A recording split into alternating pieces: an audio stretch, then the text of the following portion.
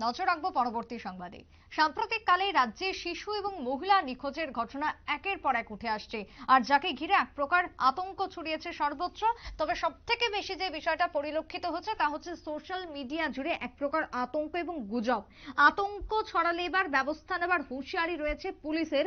অর্থাৎ সোশ্যাল মিডিয়াতে যে পোস্ট এই মুহূর্তে ভাইরাল হচ্ছে, রাজ্য জুড়ে নাকি মহিলা এবং শিশু নিখোঁজ হয়ে যাচ্ছে বা শিশু পাচার হচ্ছে, মহিলা পাচার হচ্ছে, এই যে আতঙ্ক দেখা দিয়েছে তা রীতিমতো গুজব বলেই পুলিশের একটা অংশের দাবি। নিখোঁজ হওয়া ব্যক্তিদের খুঁজে পাওয়া গিয়েছে। ঊনকোটি জেলার পুলিশের পক্ষ থেকে এমনটাই বিজ্ঞপ্তি জারি করা হয়েছে। কথা বলবো শতাব্দী দেবনাথ রয়েছে টেলিফোন লাইনে। শতাব্দী, নিখোঁজ হচ্ছে একের পর এক পড়ুয়া থেকে শুরু করে একের পর এক মহিলারা। সোশ্যাল মিডিয়ায় সাম্প্রতিককালে চোখ রাখলে এই বিষয়টা সব থেকে বেশি লক্ষ্য করা যাচ্ছে। সেক্ষেত্রে তুমি কি জানতে পারছো এই ঘটনার কতটা সত্যতা রয়েছে? পুলিশ কি জানিয়েছে? যাচ্ছে কোথায়, কোন পথে হারিয়ে যাচ্ছে, সত্যি কি তারা হারিয়ে যাচ্ছে? এই কয়েকটা প্রশ্ন কিন্তু ইতিমধ্যে প্রত্যেক দিন রাজ্যের বিভিন্ন এলাকাতে এক প্রকার ঘুরপাক খাচ্ছে। দেখো, এই ক্ষেত্রে বলা যায় গত 1.5 থেকে 2 মাস সময়ের মধ্যে রাজ্যের প্রতিটি জেলা মিলিয়ে ৩৫ থেকে ৪০ জন নিখোঁজ হয়েছেন।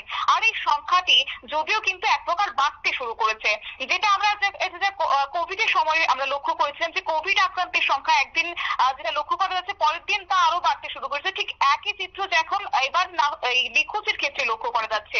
এই ক্ষেত্রে যেটা তোমার ৪০ জনের মতো নিখোঁজ, যেটা আপাতত হিসেব উঠে যেটা রয়েছে খবর, তাকে কেন্দ্র করে কিন্তু সম্প্রতি রাজ্য জুড়ে এই নিখোঁজ হওয়ার প্রবণতা কিন্তু ব্যাপক হারে বেড়েছে। আর এটাকে শুধুমাত্র উত্তর জেলাতেই কিন্তু গত সপ্তাহে প্রায় তোমার ৬ থেকে ৭ জন নিখোঁজ হয়েছেন। একইভাবে গোমতী জেলা থেকে গত সপ্তাহে ২ থেকে ৩ জন নিখোঁজ হয়েছেন। এই নিখোঁজ হওয়ার এই পরিস্থিতি খোয়াই সহ তোমার কার্যত পশ্চিম জেলাতেও কিন্তু এক প্রকার পরিলক্ষিত হচ্ছে। গত তোমার ৫ তারিখ বিকেল থেকে যেটা ৩৫ বছর বয়সী এক যুবক নিখোঁজ হয়েছেন, ঠিক একইভাবে গোমতী জেলার এক যুবক নিখোঁজ হয়েছেন গত কয়েকদিন আগে।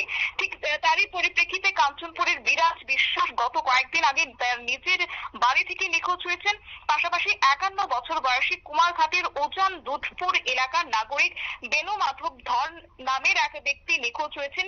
৯ তারিখ সকাল থেকে নিখোঁজ রয়েছেন সে, তেমনটাও খবর। অন্যদিকে লালচেরা কলোনি হাই স্কুলের ৬ষ্ঠ শ্রেণীর ছাত্র সুব্রত, সে গত কয়েকদিন আগে নিখোঁজ হয়েছে। এই যে রিপোর্ট, সেই রিপোর্ট কিন্তু কার্য এক প্রকার প্রকাশ এসেছে। তবে দেখো, এই নিখোঁজের ঘটনায় যতটা না তোমার মামলা দায়ের হয়েছে বা যতটা না থানায় মামলা করা হয়েছে, তার থেকে বেশি কিন্তু সোশ্যাল মিডিয়ায় শেয়ার হচ্ছে। সোশ্যাল মিডিয়ার যুগে এক প্রকার কিন্তু কোনো কিছু অজানা নয়, এবং সেই জায়গায় শেয়ারের মাত্রা দিন দিন বৃদ্ধি পাচ্ছে। এবং তাকে কেন্দ্র করে ইতিমধ্যে ঊনকোটি জেলা পুলিশের পক্ষ থেকে একটি বিজ্ঞপ্তি জারি করা হয়েছে। কেননা এই যে নিখোঁজরা শেয়ার করছে, স্বাভাবিকভাবে কোথাও গিয়ে কিন্তু একটা আতঙ্কের পরিবেশ রাজ্যে সৃষ্টি করা হচ্ছে। রাজ্যের মানুষের মধ্যে এক প্রকার আতঙ্ক সৃষ্টি হচ্ছে। আগামী দিনে যেন সেটা না হয় তার জন্য ইতিমধ্যে স্পষ্ট বিবরণী দিয়েছে। একই সঙ্গে ঊনকোটি পুলিশ যেটা বিজ্ঞপ্তিতে জারি করেছে, সেখানে কিন্তু বলা হচ্ছে যে এই যে নিখোঁজ হয়েছে তার মধ্যে বেশ কয়েকজনকে উদ্ধার করা হয়েছে। এই যে সাম্প্রতিককালে আমরা ফেসবুক বা সোশ্যাল মিডিয়াতে দেখতে পাচ্ছি যে বেশ কয়েকজনের ছবি দেওয়া হচ্ছে, ছবি সহ জানানো হচ্ছে যে তারা নিখোঁজ। তাহলে এই ঘটনাটা কি চলছে, এটার কতদূর সত্যতা রয়েছে? দেখো, তার তো সত্যতা রয়েছে, কেননা কিছু কিছু রিপোর্ট পুলিশের কাছে এসেছে। আপাতত পুলিশকে যেটা ইতিমধ্যে তদন্ত করছে, এবং সেখানে দেখা গেছে যে বেশ কয়েকজনের ছবি এবং তার নাম সহকারে প্রকাশ করা হয়েছে, যার কয়েকটা রিপোর্ট আমি তোমার সামনে তুলে ধরেছিলাম বা যেটা বলেছিলাম। সেই জায়গায় কিন্তু পুলিশ বলছে যে ইতিমধ্যে বেশ কয়েকজনকে উদ্ধার করা হয়েছে। তবে এই নিয়ে যে একটা গুজব রটাচ্ছে, তাকে কেন্দ্র করে যে আতঙ্কের পরিবেশ কায়েম যাতে আগামী দিনে না হয়, সেক্ষেত্রে কিন্তু এক প্রকার বলা হচ্ছে। এবং এই গুজব জালটি পরিষ্কার করা হয়েছে, সেখানে কিন্তু বলা হচ্ছে বোধহয় অল্প কিছু মামলা নথিভুক্ত হলে এর মধ্যে বেশিরভাগই তোমার প্রেমের কারণে নাকি পলাতক রয়েছে। তাছাড়া নিখোঁজদের অধিকাংশই উদ্ধার করা হয়েছে, এবং অন্যান্যদের উদ্ধারের জন্য সমস্ত ধরনের চেষ্টা চালানো হচ্ছে। এবং সমাজের যারা এই শান্তি বা এই শান্তি শৃঙ্খলা বিঘ্নিত করছে, তাদের বিরুদ্ধে কিন্তু আগামী দিনে কঠোর ব্যবস্থা গ্রহণ করা হতে পারে। তাদের উপর কিন্তু শাস্তির ছায়া ঝুলতে পারে বলে কিন্তু কঠোর ব্যবস্থা ইতিমধ্যে যেটা ঊনকোটি জেলা প্রশাসন ইতিমধ্যে নির্দেশ দিয়েছে।